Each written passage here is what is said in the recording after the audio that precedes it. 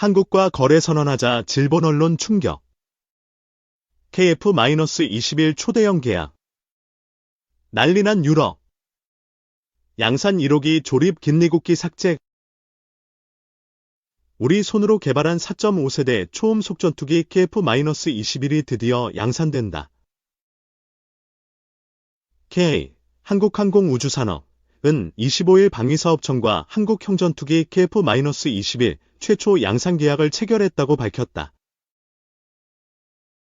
이번 계약은 KF-21 총 20대와 후속 군수 지원, 기술 교범, 교육 등을 포함해 총 1조 9,600억 원 규모다.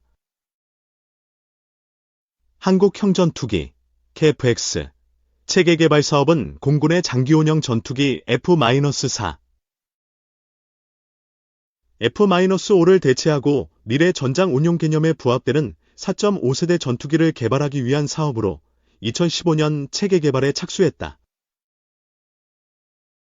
총 개발 기간은 10년 6개월로 2026년 체계 개발을 완료 예정이며 2026년 말부터 양산기 납품을 시작해 한국 공군에 전력화시킨다는 계획이다.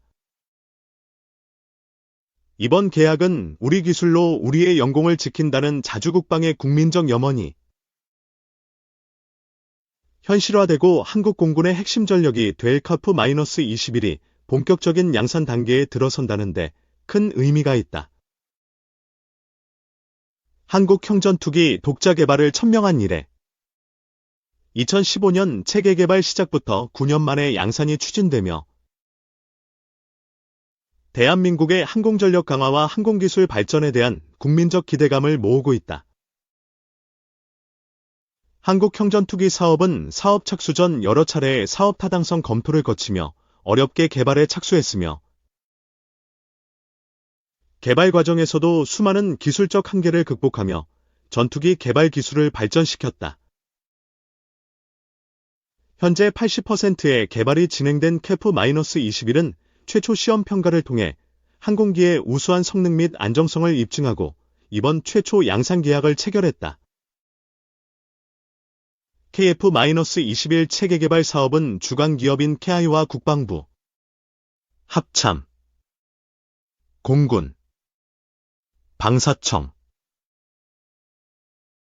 국방과학연구소 등 주요 기관과 학계, 중소협력업체 등 산학연이 원팀을 이뤄 성공적인 개발을 진행하고 있다. KF-21은 2022년 7월시 제1호기 초도 비행을 시작으로 시험 비행에 본격 착수했으며 올해 3월 공중급유 비행에 성공해 원거리 작전 능력을 확보하고 공대공 미티어 유도 발사 성공 및 항공기 고도, 속도, 기동성 등 임무 영역을 확장해 전투기 완성도를 높였다.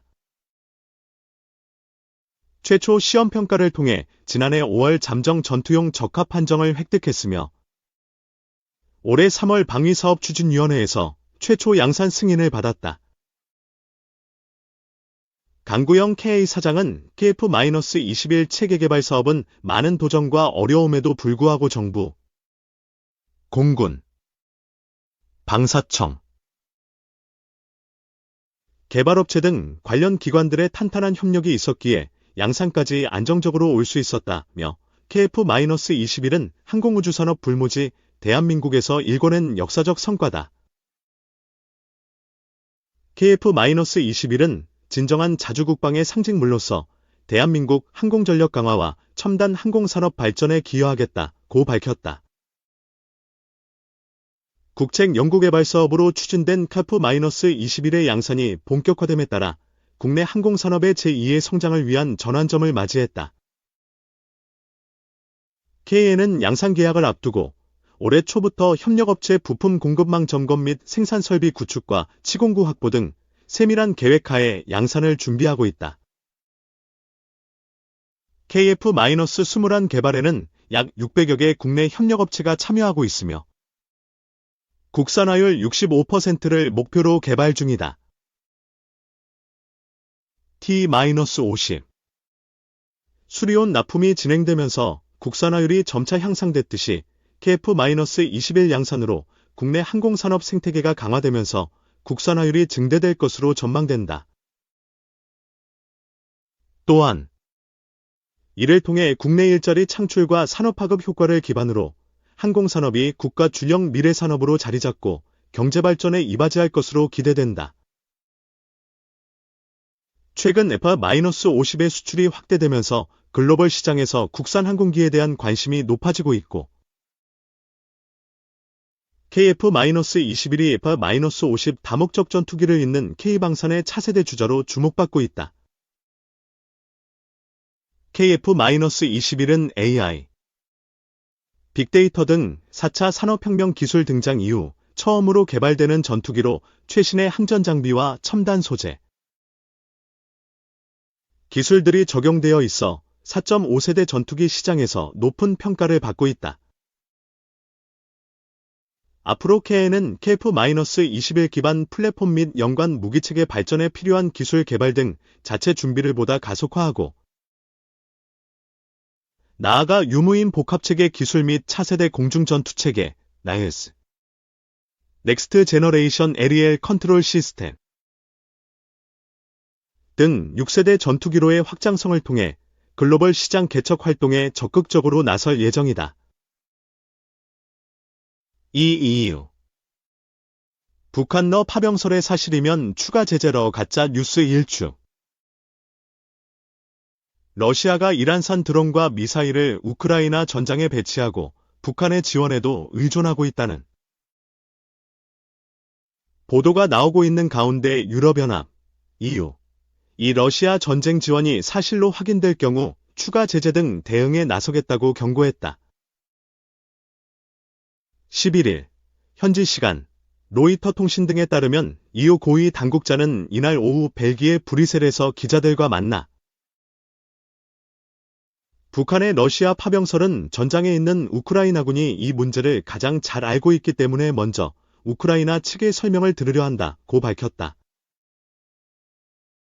이어 현재까지는 북한군이 파병됐는지 확인할 만한 정보가 우리에겐 없어 증거가 밝혀지면 어떤 조처를 할 수 있는지 검토할 것이라고 덧붙였다. 이유는 지난 2월 강순남 국방상 등을 독자 제재 명단에 올리는 등 북한의 우크라이나 전쟁 지원에 대해 대북 제재를 부과한 바 있다. 또 중국이 러시아에 무기 생산 기술을 제공하고 있다는 주장과 관련해선 중국 업체들이 러시아의 전쟁에서 활용될 수 있는 기술을 제공한다는 증거가 있다면서 중국이 레드라인을 넘으면 적절한 조치를 취할 것이라고 강조했다. 이와 함께 EU 당국자는 이란의 러시아 탄도미사일 지원에 연루된 14개의 개인 법인에 대한 첫 제재가 승인될 것이라고 예고했다. EU 당국자는 다바스 아라크치 이란 외무장관이 호세프 보렐 EU 고위 대표에게 이란이 최대 250km까지 날아갈 수 있는 단거리 로켓을 러시아에 제공했다고 말했다고 전했다. 다만 이란 외무장관이 언제 이전되었는지는 구체적으로 밝히지 않았다고 했다.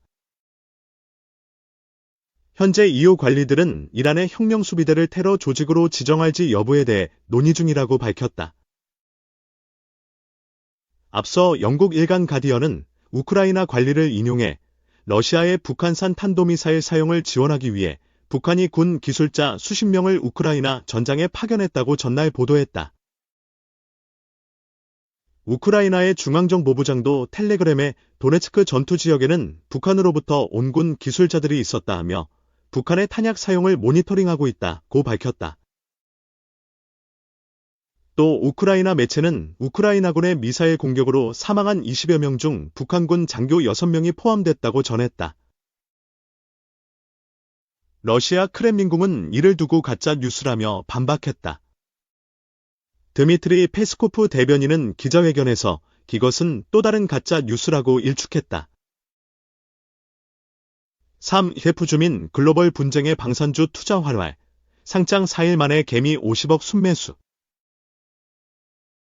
최근 미중 무역 분쟁, 러시아 우크라이나 전쟁, 중동 전쟁 등 최근 전 세계 곳곳에 지정학적 갈등이 잇따르면서 방산주를 담은 상장 지수 펀드, ETF에 투자 자금이 몰리고 있다.